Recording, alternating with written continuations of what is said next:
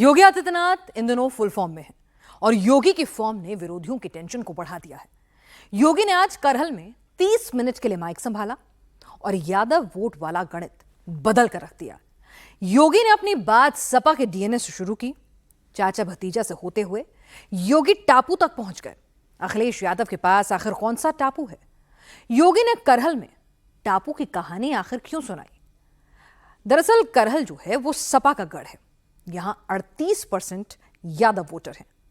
अखिलेश करहल में अपनी जीत को लेकर श्योर नजर आ रहे थे, लेकिन अब योगी ने कैसे पूरा कैलकुलेशन बदल दिया है, देखिए।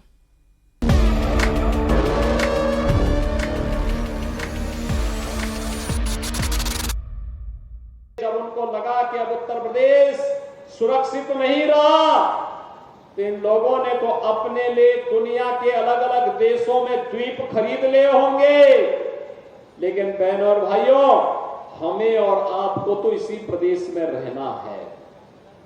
चाचा की तो नियति ही है हमेशा धक्का खा करके वहीं पड़े रहना, लेकिन बहनों और भाइयों, उत्तर प्रदेश वासियों को धक्का खाने की आदत से अपने आप को उभारना पड़ेगा। भगवान कृष्ण की जन्माष्टमी के आयोजन पर रोक लगा दी थी, नहीं मनने दी थी।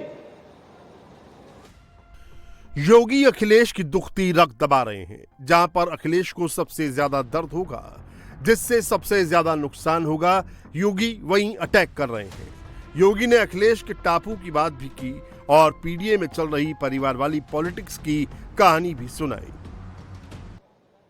चाचा की तो नियति ही है हमेशा धक्का खा करके वहीं पड़े रहना, लेकिन बहनों और भाइयों, उत्तर प्रदेश वासियों को धक्का खाने की आदत से अपने आप को उभारना पड़ेगा।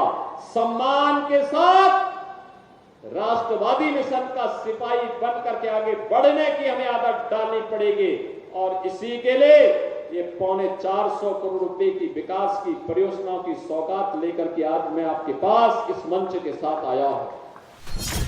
योगी आदित्यनाथ अब तक 8 चुनावी सीटों का दौरा कर चुके हैं। 7 चुनावी सीटों पर योगी ने शिवपाल का जिक्र नहीं किया।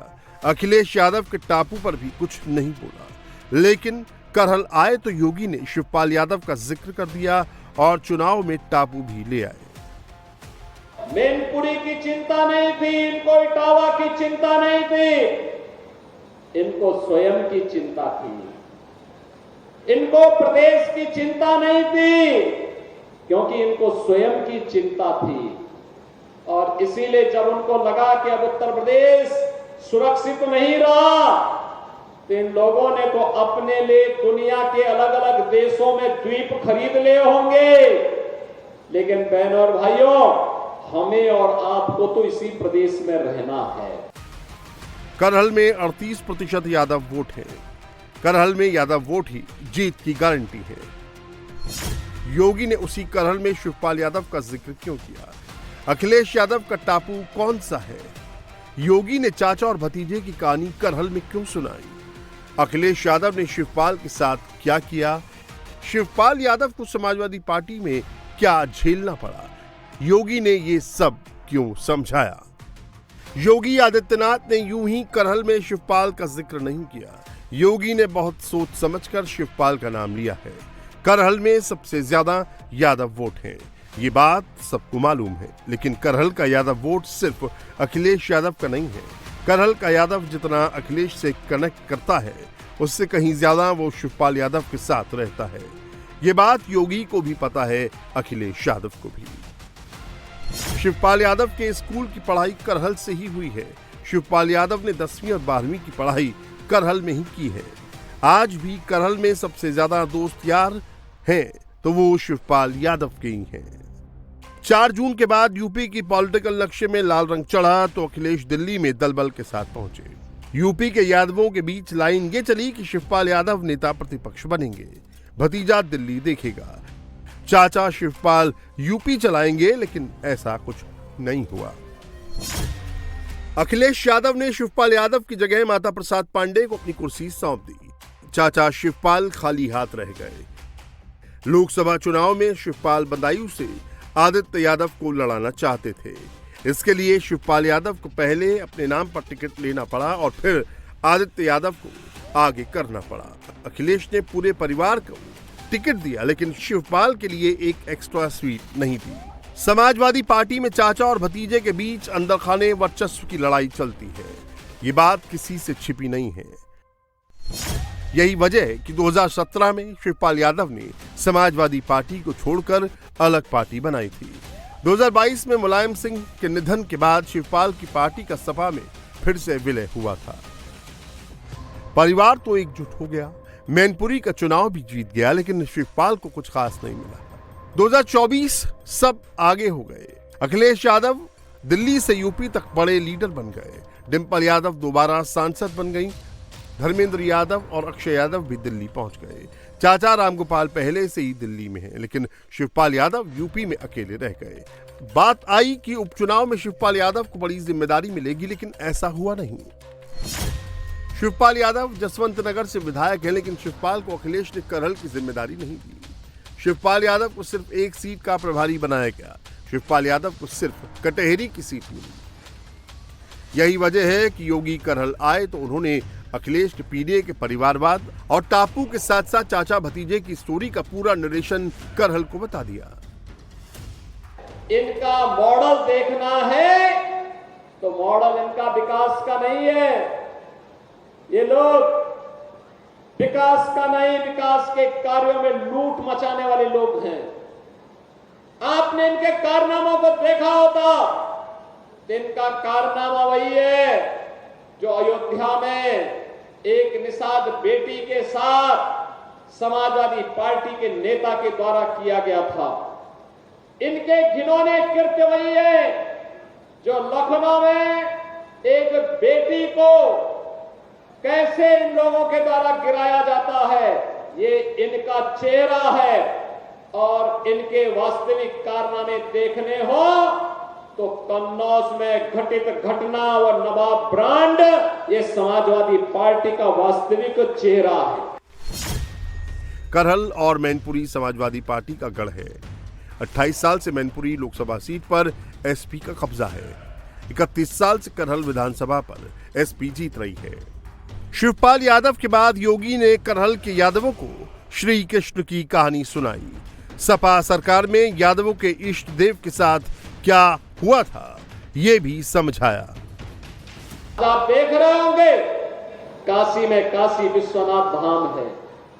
आज आप देख रहे होंगे अयोध्या में रामलला का भव्य मंदिर का भी निर्माण हो गया है। अब इसमें कोई संदेह है क्या? कोई संदेह है क्या अयोध्या के मामले में? काशी के मामले में कोई संदेह है क्या? और मथुरा वृंदावन में भी कार्य युद्ध स्तर पर आगे बढ़ रहा है। विकास के कार्य नए सिरे से आगे बढ़ रहे हैं।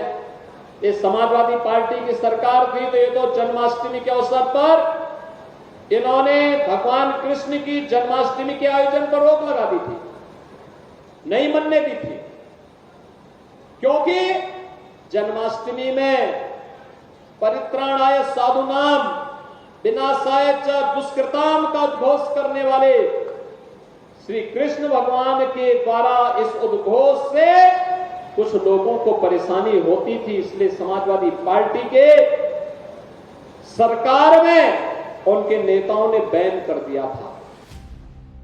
बीजेपी के लिए करहल में विकास लॉ एंड ऑर्डर के रास्ते से जाता है।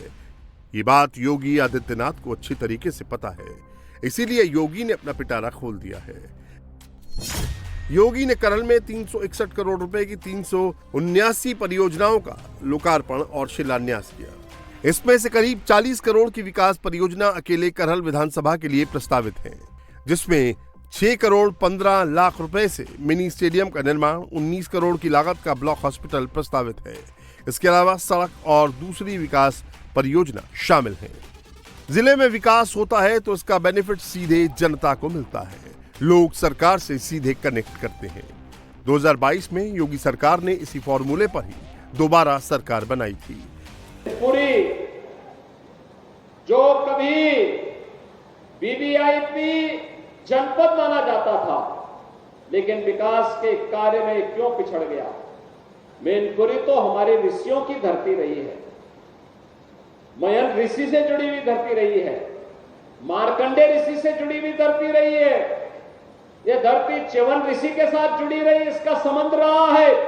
और इस धरती का संबंध देश के स्वाधीनता आंदोलन से जुड़े हुए स्वाधीनता संग्राम सेनानियों से इसका संबंध रहा है।